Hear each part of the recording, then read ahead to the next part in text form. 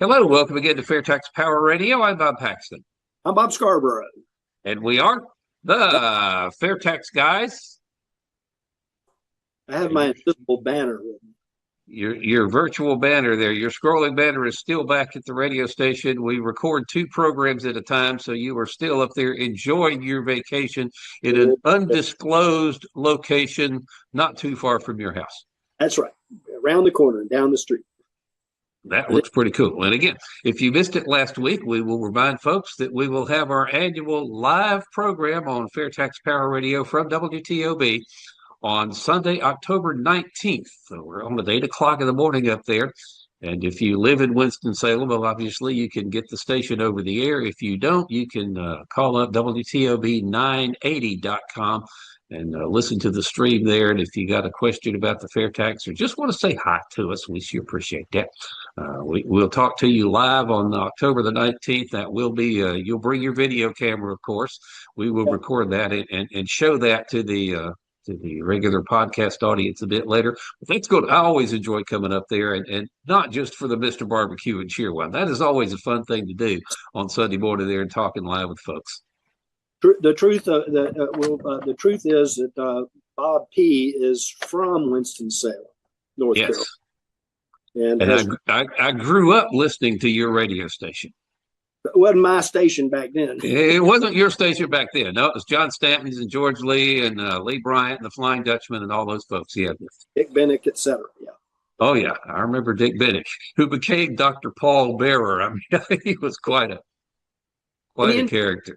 Up in Florida, ended up in Tampa, TV station down there, and yes, channel 44 in Tampa.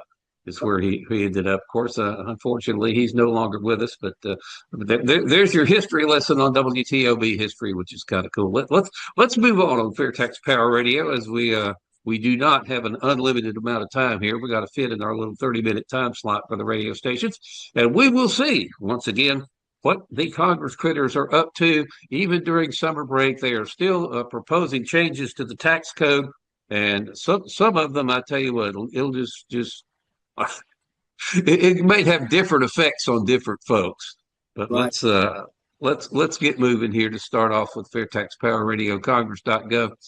This one made me laugh. HR 4826 from Representative Vindman from there in Virginia, where you happen to be right at the moment. This is the Cutting Paperwork for Taxpayers Act. When you think about all the paperwork that you have to do, page after page after page of complicated forms that make up a tax return. And Representative Inman says, all right, let's cut the Paperwork for Taxpayers Act.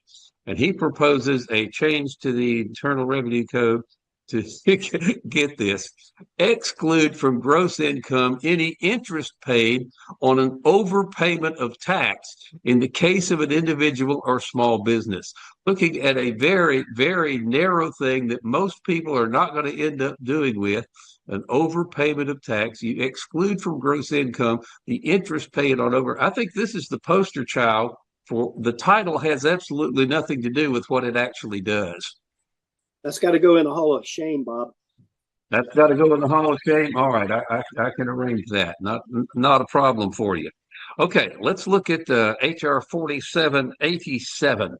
This is from Representative Chu, CHU of California, District 28, to amend the Internal Revenue Code to extend the deduction for film and television productions and to make certain changes with respect to the calculation of such deduction. You would expect that to come out of California, where they got a lot of film and television productions, but they want to make changes with respect to the calculation of that deduction. Extend the deduction. That sounds like it's going to expire sometime, right. And they want to mess with it. So anyway, that's HR 4787. Okay, that one will escape the Hall of Shame, but let's see where we're at. This is S from the Senate side. My computer is messing up here. This is S2494. Senator Rosen from Nevada. The Higher Student Veterans Act. Got that? Higher Student Veterans Act. And you dig into it and you find that the text of this one says, as soon as it comes up on my screen, uh, to amend the Internal Revenue Code to provide the work opportunity tax credit with respect to hiring veterans who are receiving educational assistance under laws administered by the Secretary of Veterans Affairs or the Department of Defense. No comment, I hear. Thinking about that, you know, we need to support our veterans. To do it through the tax code, or I mean, I have a lot of friends who are in multiple independent support groups that operate those support groups, providing resources for veterans. I'm just wondering how putting something in the tax code is going to be beneficial. Obviously, we're against all the monkeying around in the tax code. Oh, you're getting lots of wind noise there, but we'll deal with it. All right, let's go on. This one is also from the Senate side. It's 2475. This is Senator Hawley from Missouri. The American Workers Rebate Act of 2025. And this one is definitely going to go in the Hall of Shame because it says he wants to amend the Internal Revenue Code to provide rebates to individuals using tariff proceeds. In other words, the current administration wants to buy votes by just giving people money, even though we are $37 trillion in debt. This one's Hall of Shame for sure. Without a doubt. Okay, let's just leave that lay for right now, and got one more. HR 4772. Means I got to scroll down a little bit to find it. This is the Critical Minerals Investment Tax Modernization Act of 2025. Representative Adrian Smith from Nebraska. And you dig into this little bitty, and it says it wants to amend the Internal Revenue Code to adjust the percentage depletion rate for certain rare earths, plural. Sounds like there's more than one earth and some of them are rare. But anyway, adjust the percentage depletion for certain rare earths and other purposes. Can you explain that one? No. Can you explain much of anything that shows up in the tax code? Right. They just do it. They use it for purposes of currying favor with lobbyists, so that everybody one hand washes the other, back scratching the whole thing. It's just it's a convoluted mess up there. That's the whole idea. Nobody understands the tax code. Even the people who write it don't fully understand it. It's 80,000 pages, for crying out loud. When you look at the statutes and the regulations and all the case law supporting it, it's just impossible for anybody, including tax attorneys like Steve Hayes or CPAs like Jade Wally. It's just not humanly possible to wrap your head around so much stuff that they've got, which is why, even though those guys are really smart fellas, they can't figure it all out. We need to get rid of the entire tax code, yank it out by the roots, as we say, and replace it with the FAIRtax, as you can see in my little virtual background this week. And that is vastly, vastly understating the difference between the complexity of the FAIRtax and the complexity of the income tax with the straight track and the railroad yard. I got to tell you, there's no better comparison than the FAIRtax railway system on Bob's right shoulder, and the income tax railway system left. I'd hate to be the switchman in that rail yard. I'd hate to be it used to be. I mean, there were men in towers with these little huge levers that they'd have to move back and forth to change the alignment on all the switches in. That's kind of done by computer these days. But anyway, the mutt mess that is the income tax needs to be jerked out by the roots and replaced with the elegantly simple and elegantly fair system known as the FAIRtax, which is sitting over there over my right shoulder, straight in there on track, straight to where we're going. Okay. We mentioned last week that we asked the artificial intelligence. This time you used ChatGPT. I used Grok, the Elon Musk's thing. And we were talking about actually what started this was a week or so ago. My wife had the news on, and Nancy Mace, who I imagine you are familiar with, who is running for governor in South Carolina. They were talking to this candidate for governor in South Carolina, and she was talking about her plan to get rid of South Carolina's income tax. And anytime I see a state that wants to get rid of their income tax, I'm thinking somebody understands. If my state does not have an income tax and my neighboring state does, guess which state businesses and individuals are going to be more prone to move to? And Right. so we were looking at Nancy Mace, and again, the National Fair Tax Organization and the Florida Fair Tax Organization that I'm a part of, we do not endorse candidates. We do not encourage people to vote for or against any candidate, but we can kind of point out what they're saying and what they're thinking. And I thought it was interesting that South Carolina is added. There's a fairly long list of states now that have at least have people proposing, whether it's actual legislation that's passed or not. But there are several states that are considering getting rid of their income tax, and Nancy Mace is one of them. Of course, I don't know if she's going to get elected or not. We'll have to see. I'm not all that up on South Carolina politics and who's winning and who's not. But she's got a plan, and I'm looking at this directly off her website. She has a plan to eliminate South Carolina's state income tax in 5 years. This is similar to something what we saw in Mississippi And a few months ago, that the governor there has actually signed legislation to phase out Mississippi's income tax. But neither South Carolina nor Mississippi is looking at implementing a state level fair tax. So we need to get people in those two states, especially. And you might know somebody that can get to Nancy Mace and explain to her, hey, you got a good idea, but here's how you really need to implement it. Because if you're looking at Nancy Mace's plan to eliminate the South Carolina income tax in 5 years, she is calling for a lot of spending cuts. Cap general fund spending at $11.6 billion annually. Use every dollar above the cap to reduce state income tax until it hits zero in 5 to 7 years. So, now that 5 became maybe 5 to 7. You pause, reduce, or eliminate earmarks over 5 years. Mandate that every state agency cut 4% of their budget annually over 5 years.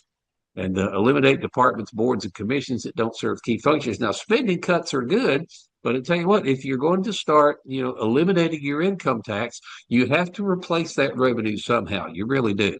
Because in Mississippi's case, I remember saying that they would reduce their income tax rate by 0.25% every year until it got down to 3%. And it'd take them about 5 years to do that.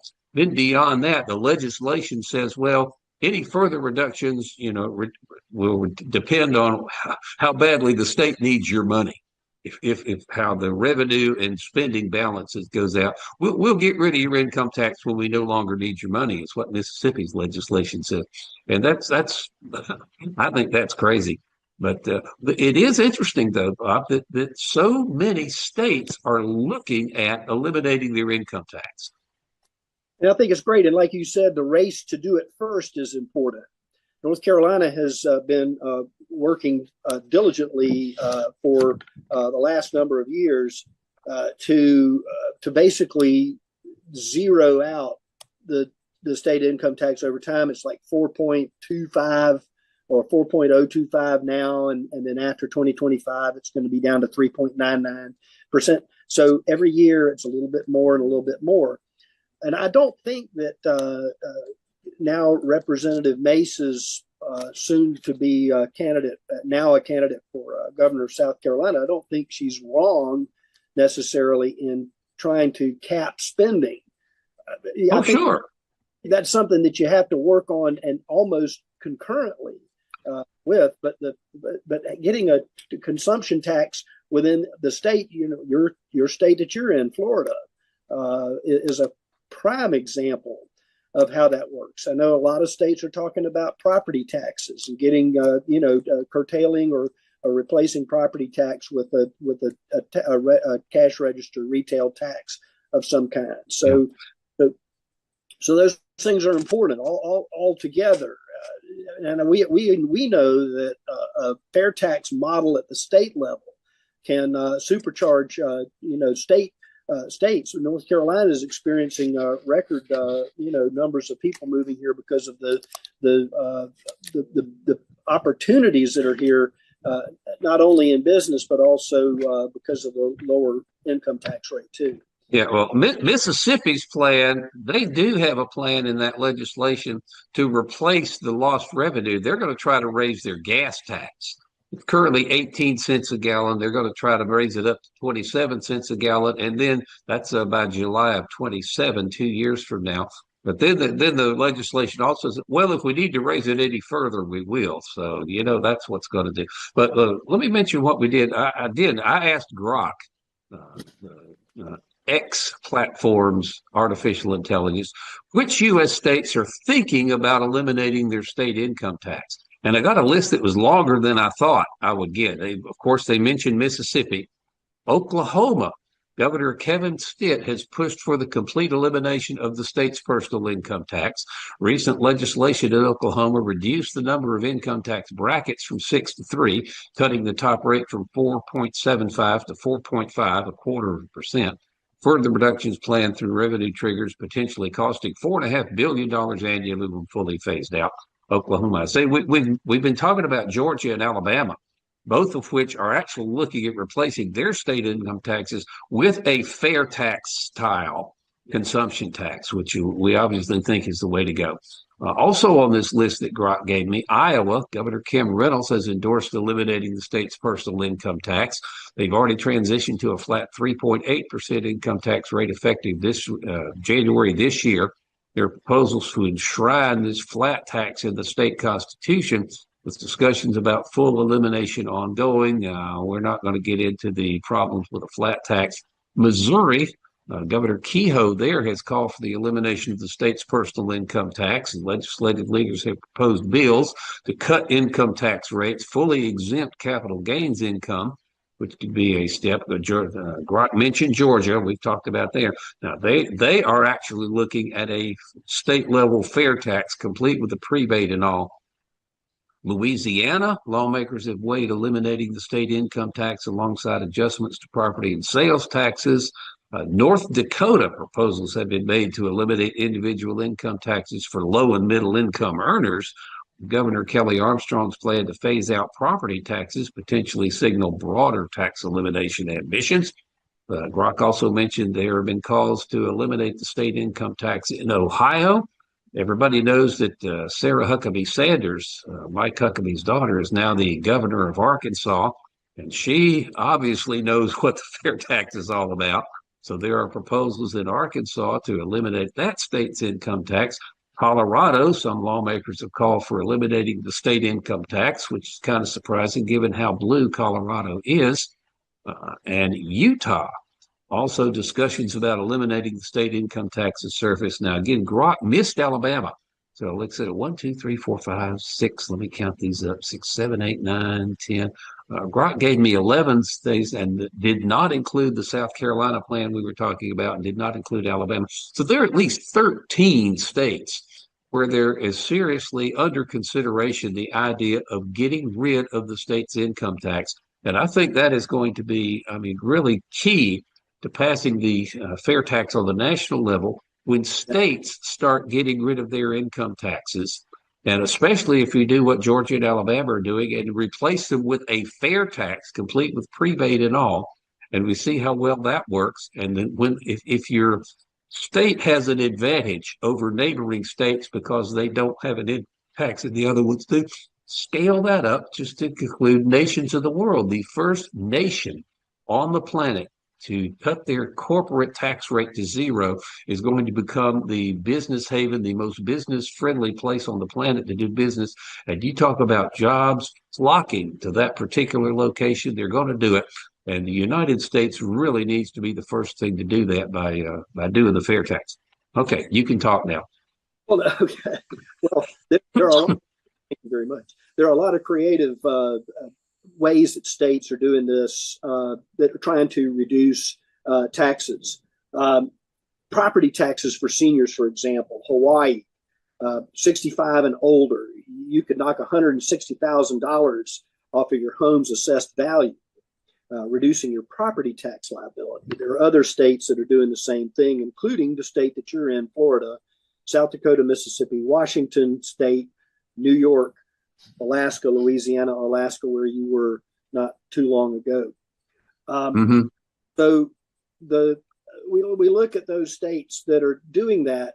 Do you think that the more states that get involved in this move to no income tax and collecting revenues through a consumption tax, do you think that that is going to be the step that's needed to get us to the federal level more quickly? Absolutely. Absolutely. I believe it's going to be that way because the wheels of government, they move a lot slower than we would like them to sometime. Okay, we've been talking about Georgia and Alabama for several years now. Of course, the COVID pandemic kind of messed that up there for a while, but that's gone. And hopefully those two states will press forward with the idea to replace the state income tax with a state level fair tax, not just increase their gas tax or cut spending and do stuff like Nancy Mace is trying to do, but actually replace the income tax with a state level fair tax. The first state to do that is going to just pour rocket fuel on their economy. And as soon as somebody does that, I can guarantee you that there are going to be folks scrambling. States all around the country are going to be scrambling to do the same thing. And then somebody, somewhere, the light bulb's going to come on and they will say, wait a minute, if we do this on the national level, then we are going to just, pound the rest of the world economically by becoming the business haven of the world. So hopefully success at the state level will lead to the realization at the national level, hey, we need to get rid of our income tax as well and replace it with a consumption tax. And the fair tax is the best way you can do that. Again, remember that the people who designed the fair tax were charged with the mission of designing the best possible tax system that could replace the income tax by generating the same amount of revenue. And that's what these smart guys, these economists came up with. And so, the first state to do it is going to have a huge advantage against the other states in the country. The first country to do it is going to have a huge advantage over the other countries in the world when it comes to, boosting their economy, attracting jobs, and it's just going to be wonderful for the first guy that does it. I said, Jade Wally had a term for it, and his exact wording kind of slips from my mind. He'll probably let me know about it here in a minute. But that's it. The first state to do it, or the first country to do it, is going to have a tremendous advantage over the rest of the world. Well, it's the Me Too effect, and I don't know if there are early adopters of ideas and concepts.